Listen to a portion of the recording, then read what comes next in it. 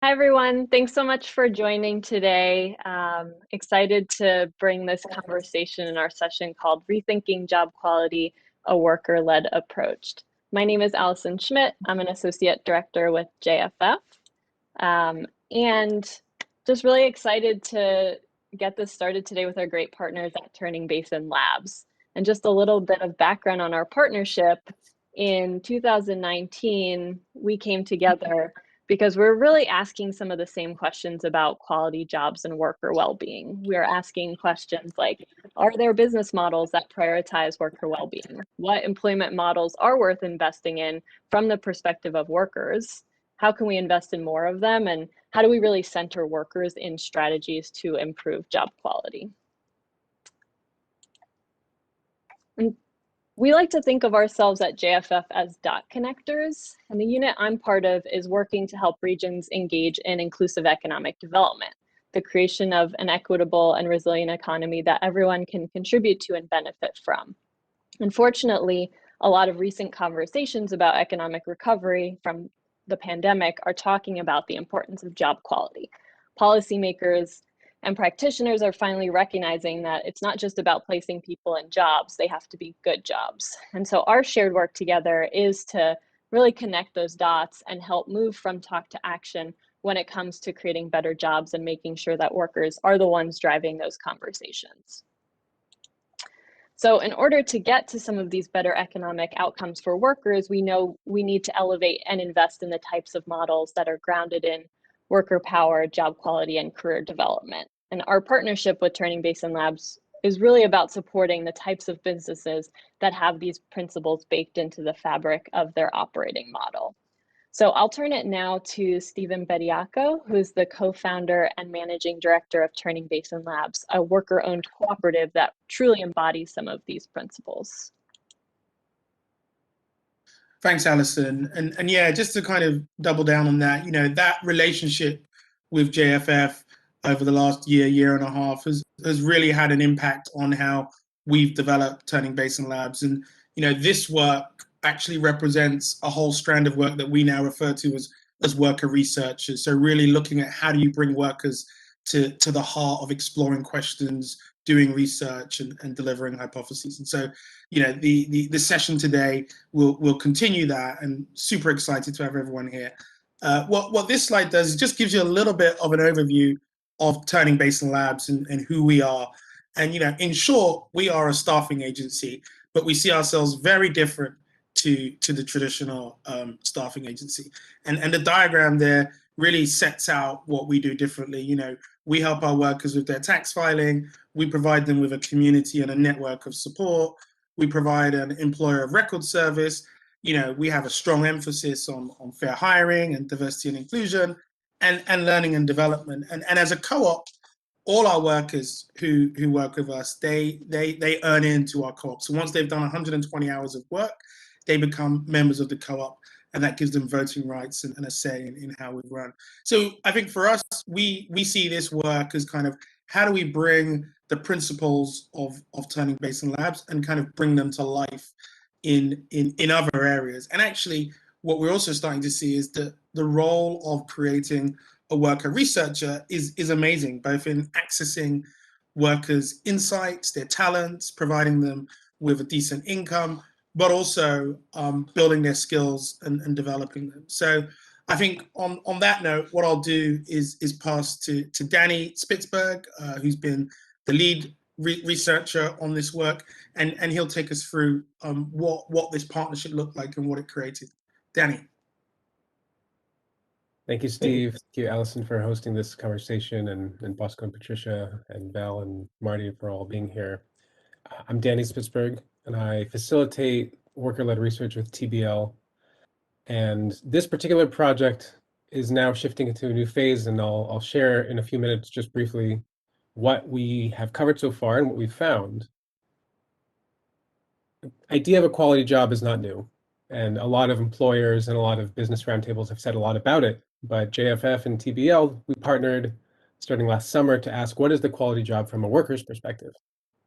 So we talked with 46 folks across California in professions and occupations from software to services, and found three categories you can see outlined here that describe different job quality types, right?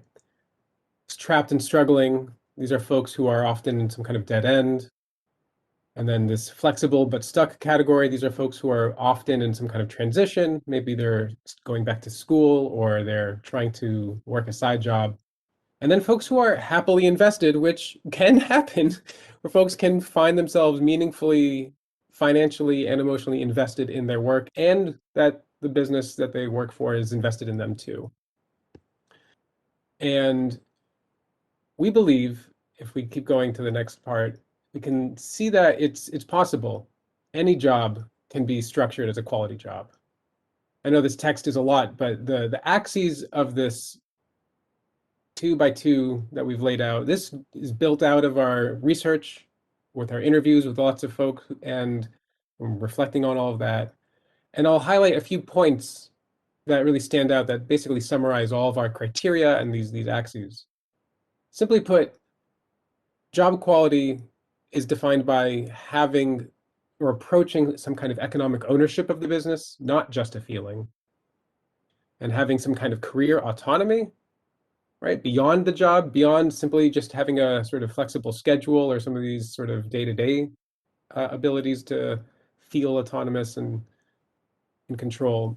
And importantly, we had from our research a very specific thing that we also wanted to include of what not to see in a quality job, right? What do we want to prevent against? And that includes a pattern of being policed in the workplace, which is how one of the interviewees described it. And also of finding folks who are lacking options to grow, right? Who are stuck in a job, quite literally, it was their only option. And we know out of all of this, and obviously for the session today, that this is inspired by a realization that employers have a never-ending set of duties, right, for running the business, as well as being in compliance with labor law and other requirements. And so job quality can feel like a struggle in itself. And we've also heard from employers that we want, and they want, more entrepreneurial, more productive, more committed employees who really care. And we believe that these can go together, these struggles and these advantages.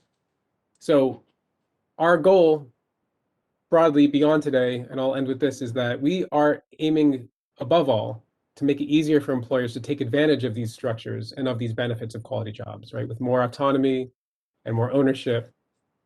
And I think in the chat, we'll add a link to some of our past writing about this, co-authored with the worker researchers. And I'll end it there and hand it back to Alison to frame the rest of our session today. Great, thanks, Danny.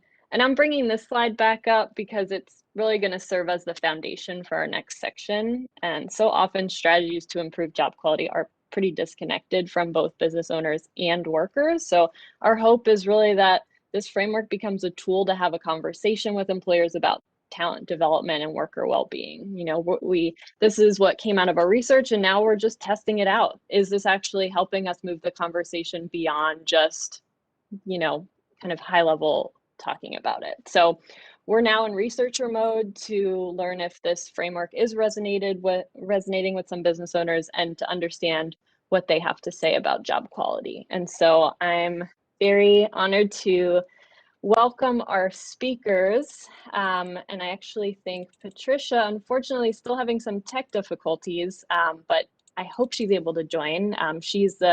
Patricia Ellis is the CEO of Weekend Mobile Notary. She was connected to us through ESO Ventures, which is a business incubator in East Oakland. We also have Bosko Kante, who is the CEO and co-founder of ElectroSpit, also based in the Bay Area. He was connected to us through Oakstop, which is a co-working space and venture fund. And then we have our two worker researchers from Turning Basin Labs, Marti and Valerie Wanner, who are really going to facilitate this conversation with Patricia and Bosko. And, you know, Patricia and Bosko are here because they know that investing in workers and providing good jobs is really good for their bottom line. And so, yeah, I'm just, you know, excited that you'll get to hear from them, and I'll turn it now to Marti and Val. Thanks, Alison. Good to be here and good to see you again, Patricia and Bosko. So like she said, Marti and I are the worker researchers, and we're really just excited to learn more about your work and get your insight and your experience as business owners and how the new framework relates to you. So we do have a few questions to help us do a deep dive. For each question, just feel free to jump in if you'd like to share first. But the first thing that we really want to learn more about is if you can just tell us a little bit about your business, how you got started, and why you're interested in having this conversation about job quality. Sure. So my business is we manufacture electronic musical instruments here in West Oakland, and the instrument is a talk box. It makes the sound like if you hear the song California Love or Computer Love. We invented a way to create that sound using this instrument. It's a patented technology, and I started I have a background as a mechanical engineer. I've been a music producer for many years. I won a Grammy with Kanye West and worked with artists from Dua Lipa to E40 to David Guetta. And as far as ElectroSpit, we went through the incubator Zoo Labs and in 2014 and came up with the technology and the vision for the business. And my background as a music producer included me using the talk box in a lot of my biggest records. So I was positioned to create the instrument, and we crowdfunded in 2018, and then we started manufacturing in 2020 at Zoo Labs in West Oakland, and we had 20 um, musician, artists, assembly workers at the beginning of the pandemic, and we shut down for a while, and now we reopened, in the middle of the pandemic and had a lot of growth, but we have now 6 employees part-time. Mm-hmm. It's a lot of good names there. Yeah. And Patricia, if you're on the line, love to hear more about your business as well and how you got started.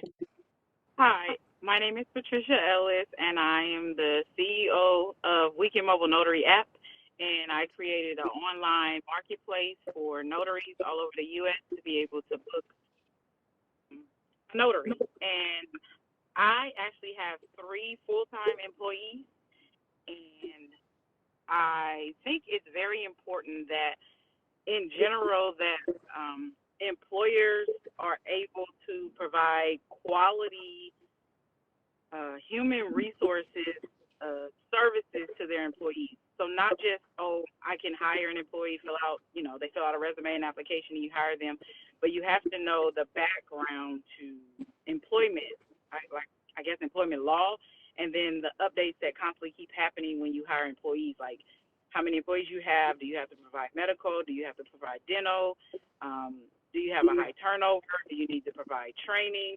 It's a lot that goes into being an employer, like how much do you have to pay for taxes, and it's just a lot as an employer. And overall, I think that education is key for entrepreneurs that have 1 or that have 100 employees.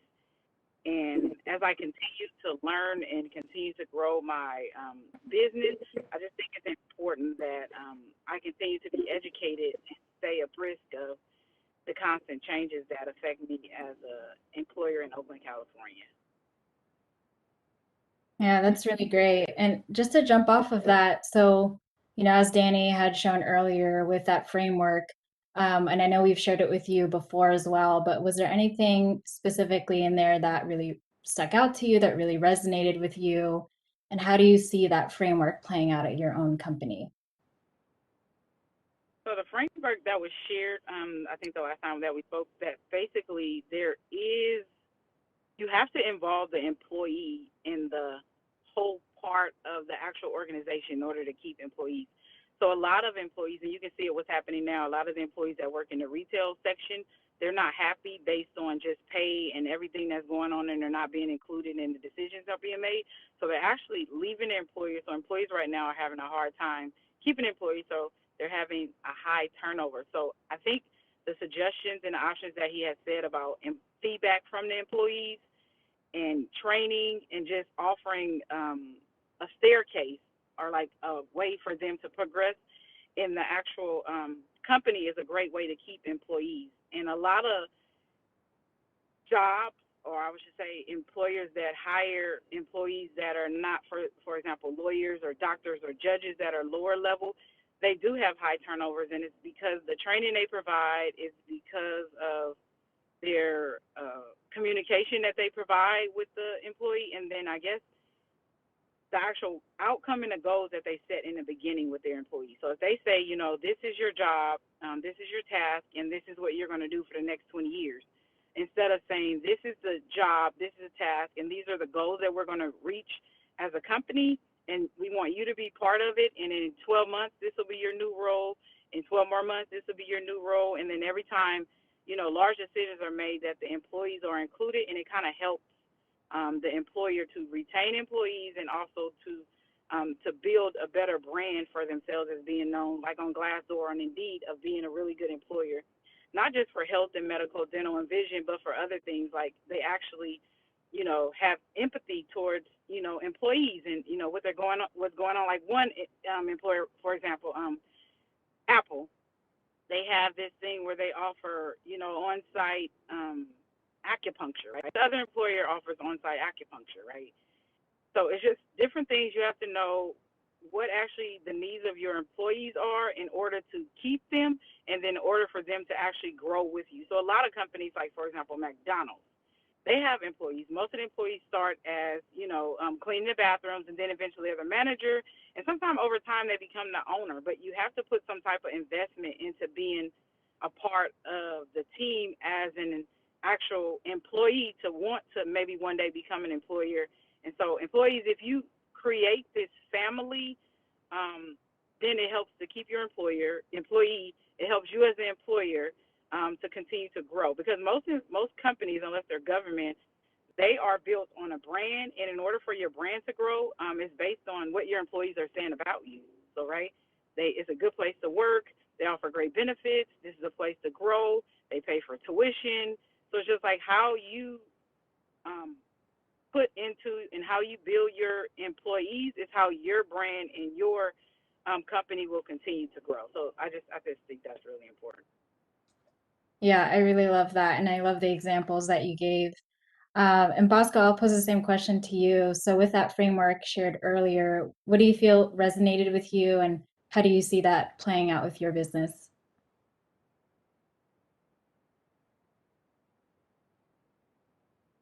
Oh, and I think you're on mute, Bosko. Sorry about that. Sorry. Yeah, the framework was very helpful for me. It actually inspired me to reevaluate where I was in terms of hiring and with my employees, my current employees.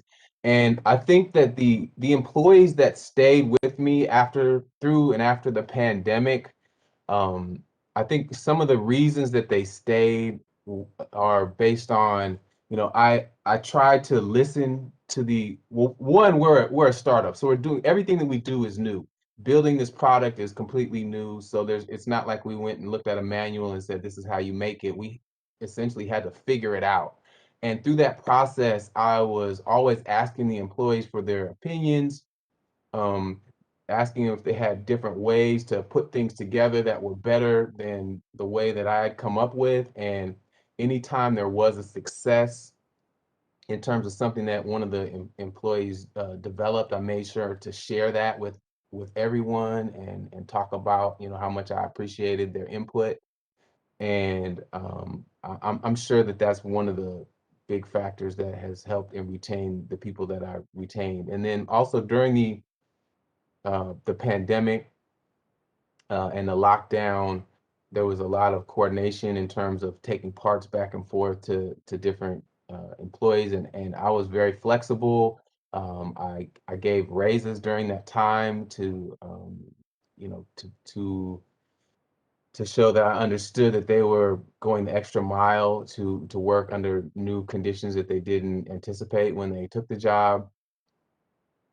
And so that worked in the past, but now, as an employer, as Patricia mentioned, there's a lot of competing responsibilities, you know, I mean, not just in relation to workers, but there's, you know, fundraising and strategy and marketing. And, you know, this is a small company, and on the one hand, all of the regulations and the challenges of having employees feels really daunting and overwhelming for me as a small company, as a new company, and, you know, without having major VC funding where I can just throw money at the problem. It's like I have to figure these things out myself. And I have taken some classes on, or taken a class on hiring, so I have, you know, an understanding of what's required. But even implementing and, you know, handling different softwares is challenging. But the flip side is, and what I am challenging myself to do, is to figure out how the employees can bring more value at the same time they are growing in their career. And that has turned into a series of conversations that I've started to have, and I'm scheduling regular conversations every week, short conversations, every month, longer conversations, to get on the same page in terms of what are my team's, what are their skills, what are their aspirations, what things that are happening at the company are they interested in learning more about, and then spending the time with them to train them in those areas, and also communicate to them and be transparent about where the company is. Like, there's because it's a startup, there's things change quickly, and sometimes they were frustrated when, you know, production, we'd have a lot of materials, and then we wouldn't have any materials, and then their job would change from doing assembly to now you're doing social media. But going forward, my plan is to be more transparent with what's happening and try to show them how what they're doing is impacting the company, and uh, and look at the skills that they can acquire that can bring more value. So instead of just thinking about the cost of their salary, what is the benefits of what they can bring if they learn a new skill?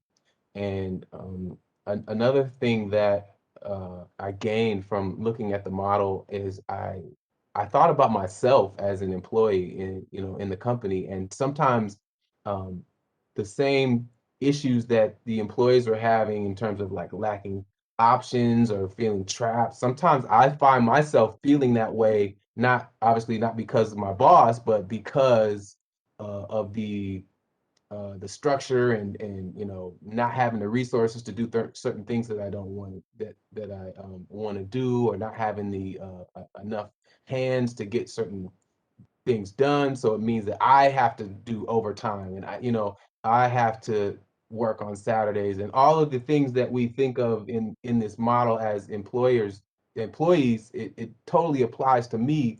And it made me think about, if I can fix those problems by teamwork with my employees, I'm going to be happier, they're going to be happier, they're going to be empowered, and it's going to move the company forward. So um, that was kind of my aha insight with the model, is just how I'm part of that process, and it's been really helpful.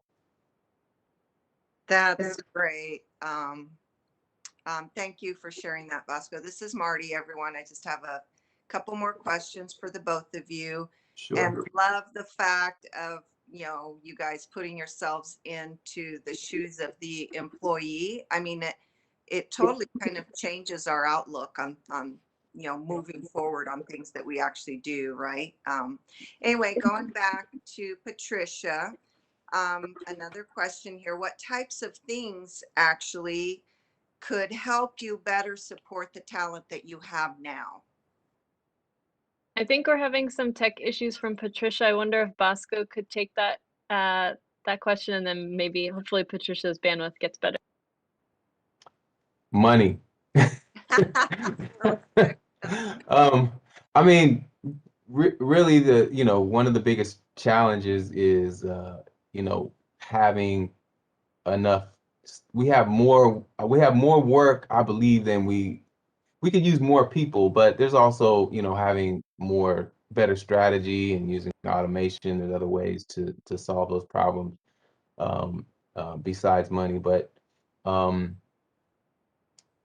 I think I'm developing the framework of how to, what questions to ask the employees, and what intervals to meet with them, how to build an employee, like a career development path, and that kind of having like a template for that would be helpful. Hearing other employers that are at a similar stage, what their journey has been like would be really helpful. A lot of times information is put out there, but like the things that help Microsoft with their team, are, and career development for their employees, are much different than what I need, because of the resources, because of the employees at my company aren't just doing one thing. They're asked to do multiple things because it's a small company. So some stage appropriate case studies would be really helpful.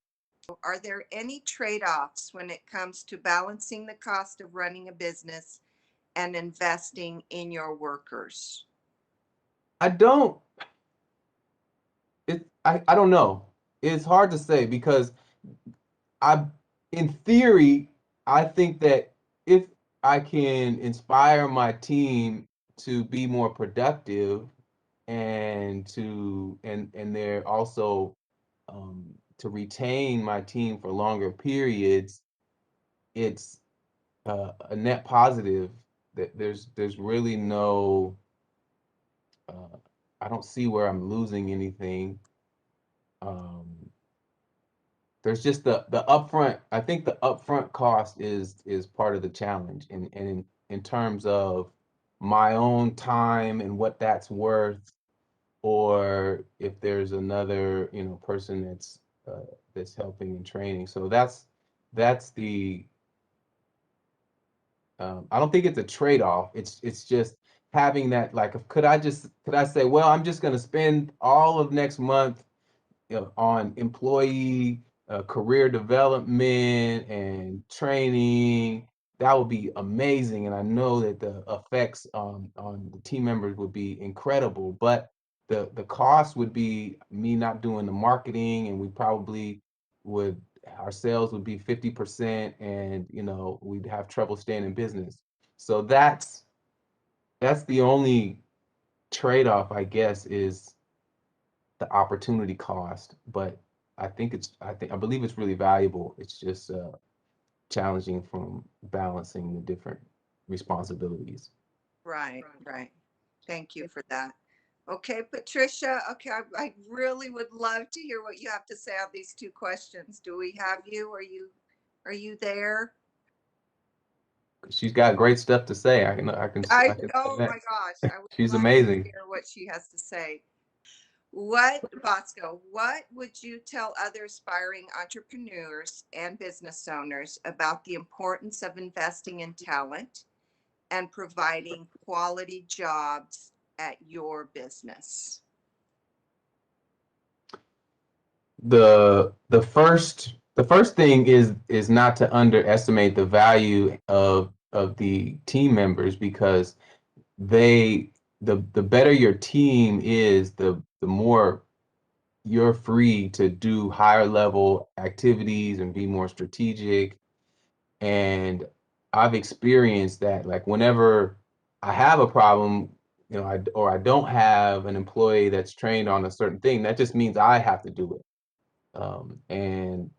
And so, and the cost, like it's easy to look at the cost of, like, are you going to pay $25 an hour or $30 an hour? But the real question is, are you going to pay $25 an hour or $30 an hour, or are you going to do it at $100 an hour or $200 or $500, whatever that, you know, number is?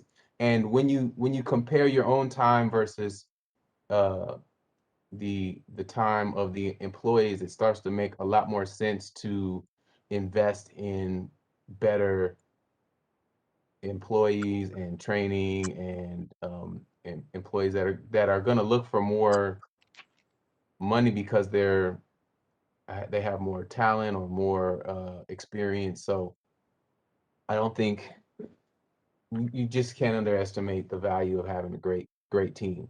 Awesome. That's a great piece of advice. I think we've got Patricia now. Yes, I am here. How are you? So what types of things could help you better support your talent? So what I'm doing right now is I'm taking a human resource management certification at Cal State East Bay. And the one course that I took last week was employment law. Another course that I took was job analysis. It's really important as the employer that you're able to take the time to learn every task that is required of the position that you're hiring for. So a lot of job descriptions, they'll list something as simple as just a job title and some basic duties. And then when the employer gets the employee, you hire them, then they leave because you didn't tell them about all this other stuff. So I just think it's important for me as an employer to utilize the tools of knowing like what the job actually requires, like what I'm requiring of the employee, and be descriptive. Some other tools are, like I said earlier, the constant feedback. So like there's always a suggestion box. My door is always open. You can always send me an email, a text. You can schedule a Zoom. I think it's the transparency, because right now in 2021, I know everybody is watching the news and what's happening. A lot of employees are leaving the workplace because now they're used to working at home, and so they're becoming entrepreneurs. So there are going to be thousands of people just like myself and other entrepreneurs that are trying to figure out what tools they need. But I would say training as an employer. And then when you hire people, know what you're hiring them for and what's expected of them. And then always be able to, another class I'm taking is compensation analysis, to know what other employers are offering so that you can stay competitive. Of course, I can't compete with Apple, right? But I can compete with making sure that maybe annually we do a ski trip, or maybe quarterly we do catering, or we celebrate everybody's birthday party with like maybe $100 or $200 gift card to Old Navy or Macy's. So it's some type of way that yourself as an employer can stay competitive. So that's what's really important as an employer, to keep employees, because like the COO that I hired. So most people think, okay, if you pay a COO, like for example, $75,000, right? That's their salary. But as an employer, you need to know that it's more than that, because you got to include the benefits, you got to include the taxes, all these other things that has to be included. So I would think, like I had to create my own toolkit of what's required of me as an employer, like all these different things that I need to do.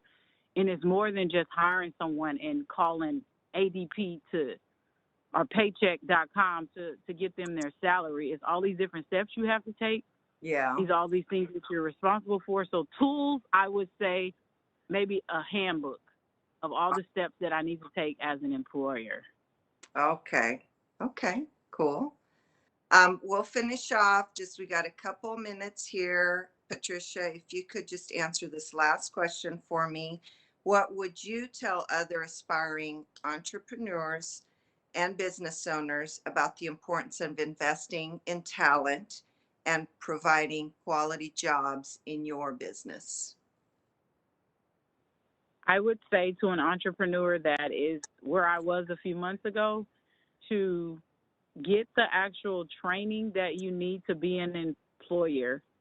So learn about the employment laws, read a lot of books, get a mentor, get a coach, join an entrepreneur incubator program, and just know that every day you're going to learn something new, but just to do everything legally, like your business license, even when you're hiring employees, don't make people 1099 if you know that they're going to be doing actual things that employees do. So those are some things that I could share today. Awesome. I appreciate that. But both of you had such great things to share to new business owners and entrepreneurs. I'll pass it back on to Val. Yeah, just to echo that, love the advice you both gave. Really appreciate you sharing your insight. And I think just hearing about your goals for the workplace and understanding your business challenges will be really helpful for both workers and other business owners. So thank you again for sharing, and I'll pass it back to Alison to close us out. Great, thank you all. And I'm gonna pull up one last slide here. So while I do that, just really appreciate this conversation. I feel like we don't often get to hear from small business owners in this way, where they're just, appreciate their honesty and talking through some of the challenges and the things they have to balance and really, handling all of the costs of running a business. And so just wanted to touch on a few key themes that I heard come out. Really, it's job quality is about more than just good wages and benefits. I think, Patricia, you said this, that, it really is about employees feeling some of that ownership and decision-making power. That brand is really dependent on employee satisfaction. And that, entrepreneurs need training too. Just hearing that you got some training at Cal State really reinforces that point. And, this is really about changing the narrative in a way about business owners. Often companies are painted in the media as, really trying to exploit workers. And, we want to paint this other side of the narrative, like here are small business owners that employ community members and they really do care about their employee success. And so really just appreciate all of these things coming out. And so wanting to close here with just a call to action of, like we said, we're still in research mode and we're really testing this out. And so we, asking the audience here for just help in putting this framework into practice. This is really one approach to start implementing some strategies to improve job quality. And so we have a link in the chat. Please feel free to reach out to us, thinking about, if you want to pilot some of these worker-led research initiatives within your business or your organization, or if you know of other businesses like ElectroSpit, like Weekend Mobile Notary, that are, interested in talking about these things, want to become part of that coalition of employers that really can invest in talent. And so please let us know, and I'm just going to turn it to Stephen for the last word here. Yeah, no, thank you, Alison. And thanks to Valerie, Marti, Bosko, and Patricia for a great conversation. And similar, really pleased to have the voice of small business owners elevated as part of this conversation. And thanks to Danny for teeing us up. And and also want to thank ESO Ventures and Oakstop Ventures. I think they are two outfits that are doing amazing work to support hundreds of entrepreneurs like Bosko and Patricia to nurture. And I think, again, we see our work with them as key to developing this stuff going forward. But what I did want to say as well is just that, this framework is coming to life. Like, that was great to just see the framework coming to life. And I think we want to keep doing more of that. And, we are developing a digital tool to support that. And if employers are interested, please get in touch, as Alison was saying. I think the other thing is that we really want to test this with more employers. And so, Valerie, Marti, Danny, and I, we are actually running a research exercise at the minute. We're out there looking for small businesses to talk to and explore this framework with. So again, if you might be interested in getting involved in that, please do get in touch.